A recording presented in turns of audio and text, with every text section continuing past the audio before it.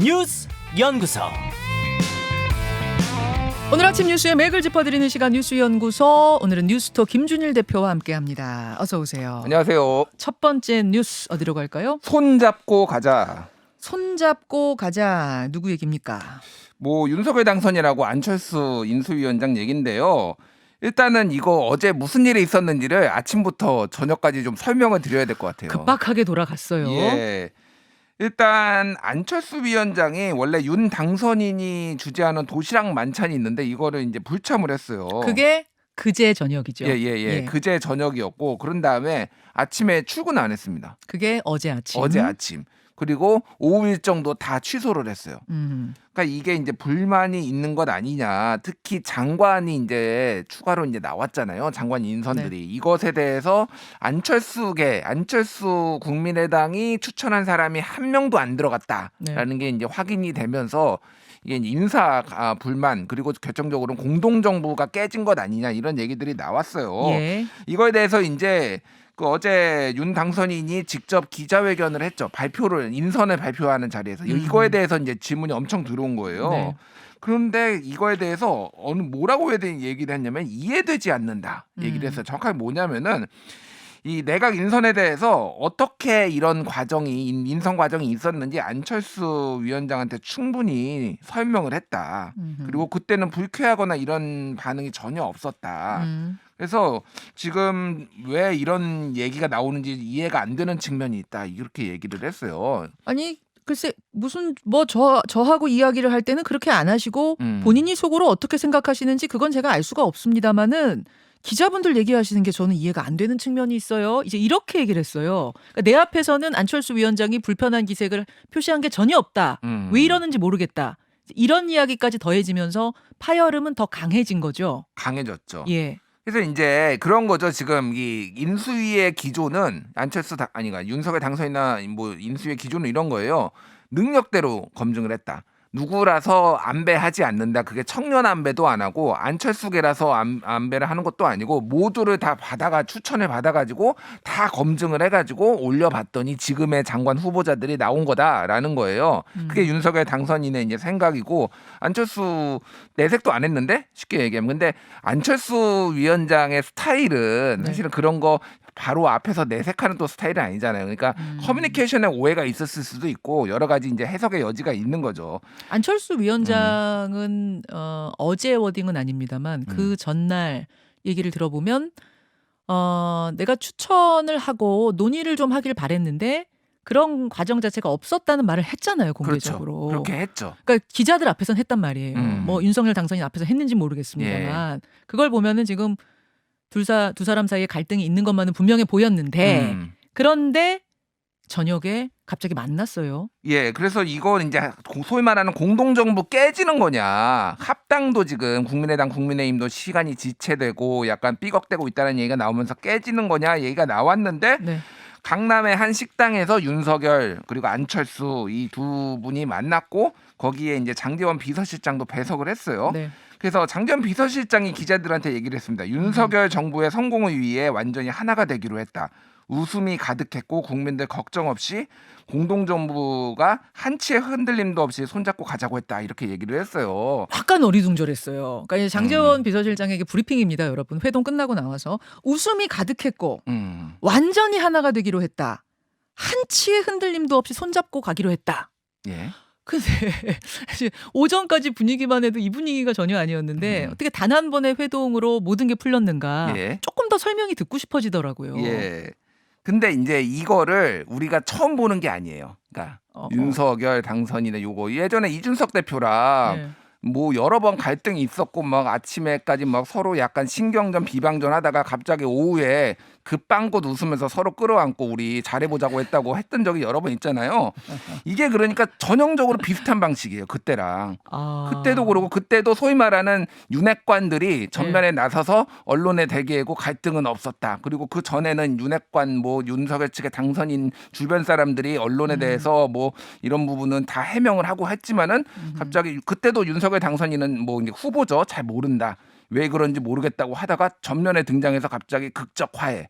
그러니까 이런 패턴이고 이게 윤석열 스타일인 거예요. 그러니까 벼랑 어떻게 끝 보면. 화해, 뭐 벼랑 끝 예, 해결, 뭐 예. 이런 거예요. 그러니까 이제 이런 스타일이 근데 앞으로 계속 지속될 수가 있느냐? 그러면은 안철수 위원장은 이제 어떤 거를 받고 들어갔느냐? 정말로 그러면 신뢰만으로 들어간 것이냐? 예전에 그 둘이 단일화 할 때 네.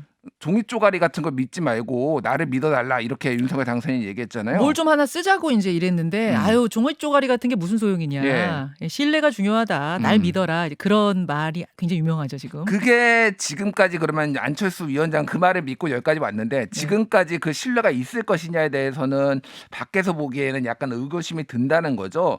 그래서 결국은 이제 뭔가를 배려 안배를 해줘야 되는데 그게 무엇이냐 그런 장관직은 하나도 없고 뭐를 줄 수 있는 것이냐에 대해서 어떤 얘기들이 오갔느냐가 아직은 좀 물음표인데 예를 들면은 뭐 장관직이 아닌 뭐 많은 부처들이 있잖아요. 공공기관도 있고 청도 있고 처도 있고 뭐 네. 예를 들면은 그런 것들에 이제 인사를 좀 더 배려할 가능성 이런 것들이 얘기가 나오고 있고요. 지금 그 이른바 이제 윤핵관, 이제 윤석열 당선인 핵심 관계자 측의 발언으로 보도되는 걸 보면 과학기술과 보건복지 분야에서 안 위원장과 논의를 강화하기로 약속을 했다. 어제 그 회동 자리에서. 예.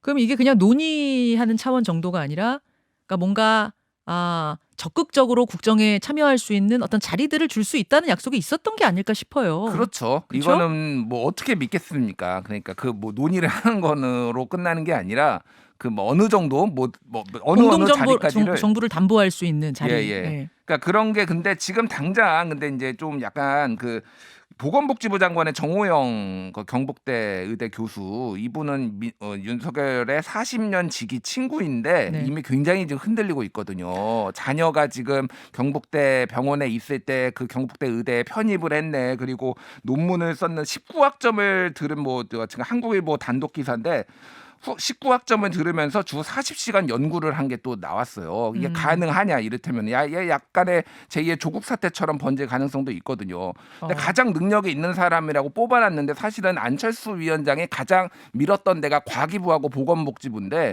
이게 약간 이상하게 이제 돌아가는 부분도 있는 거죠. 그러니까.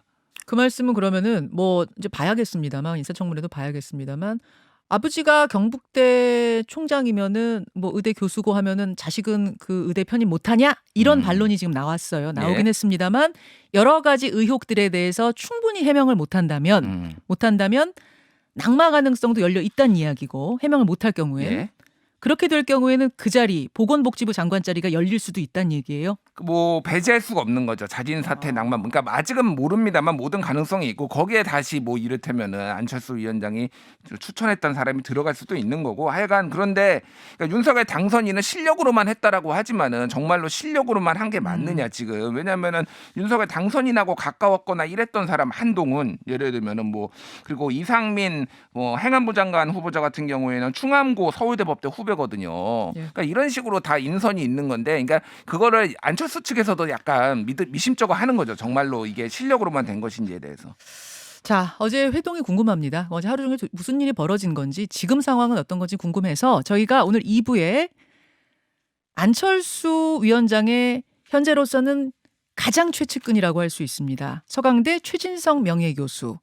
대선 캠프에서 상임선대위원장을 맡았던 최진석 교수와의 인터뷰를 준비하고 있습니다. 어제 오전에 안철수 위원장이 모든 연락 끊고 일정 중단했었잖아요. 그때 최 교수와 만나고 있었다고 합니다. 예, 최진석 교수 2부에서 제가 만나보지요. 자, 두 번째 뉴스로 갑니다. 비둘기파도 찬성. 이건 뭔가요? 어제 한은 금융통화위원회가 기준금리를 0.25% 올렸거든요. 네. 근데 만장일치로 올렸어요. 근데 지금 이제 매파와 비둘기파가 있잖아요. 그러니까 한마디로 얘기하면은 금리를 올리면 안 된다라는 사람 유형까지 다 찬성을 했다라는 겁니다. 일단은 어제 한국은행 금융통화위원회가 주목을 받았던 거는 이창용 한국은행 총재 후보자가 지금 청문회가 잡혀 있어요 아직. 그러니까 하는 총재가 공석이에요. 공석이에요 한마디로 지금 얘기를 하면. 직무대행이 맡고 있어요. 맞습니다. 그래서 하는 총재가 공석인데 금융통화위원회가 열린 것도 이례적이고요. 또 하나는 여기에서 그러면은 금리 인상이라는 이 중요한 결정을 할 것인가가 초유의 관심사였는데 네. 전격적으로 만장일치로 됐다는 거는 뭐냐면은 그만큼 급박하다. 지금. 그렇죠. 그래서 0.25%가 올라서 1.5%가 됐거든요. 네.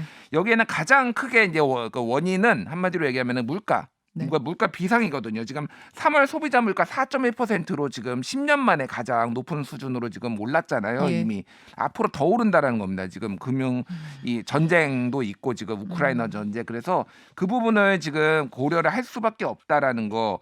그래서 또 하나는 이제 뭐 윤석열 정부가 물가 안정을 최우선 지금 경제 과제로 놨어요. 네. 그렇게 좀 정책에 발맞추는 거 요것도 하나가 있는 거고 또 하나는 미국 연방준비제도 우리 연준이라고 하죠.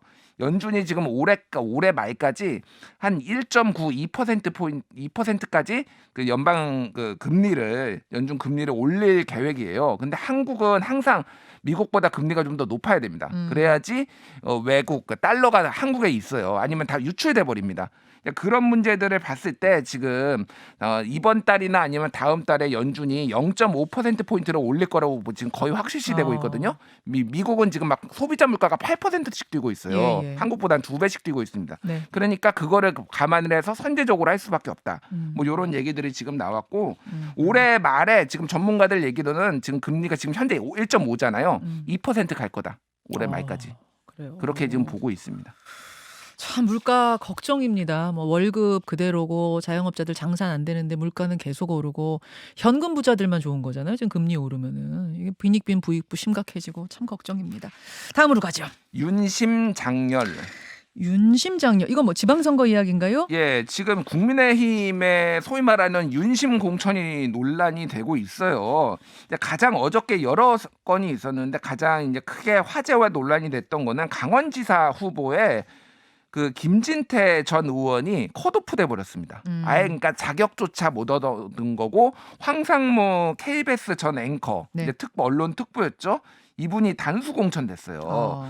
근데 언론이 이제 여론조사를 해보잖아요. 강원지사. 그러면은 김진태 전 의원이 오히려 황상무 특보보다 경쟁력 있는 것으로 나온 여론조사가 훨씬 많아요. 그러니까 민주당하고 가상대결 붙어보거나 뭐 이렇게 당 내에서도 해보면은 그러니까 그러면은 이게 맞는 것이냐? 아니 김진태 전 의원이 컷오프된 이유는 뭔데요?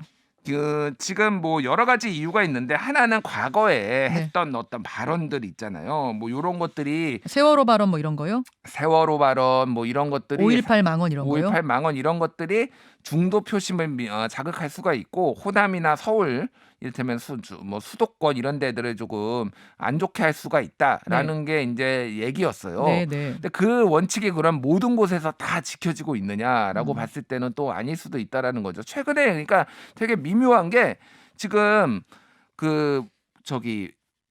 친박신당 홍문종 의원하고 지금 그러니까 친박신당하고 국민의힘하고 합당 추진하고 있거든요. 그럼 그건 뭐냐 또. 그러니까 김진태 의원도 친박계로 이제 분류는 되고 있잖아요. 물론 네. 이제 막말 논란도 있기는 하지만은 그러면 어디에서는 지금 컷오프를 하고 있고 어디에서는 친박신당하고 합당하는 게 이 시점에 맞느냐 뭐 이런 것도 있고요.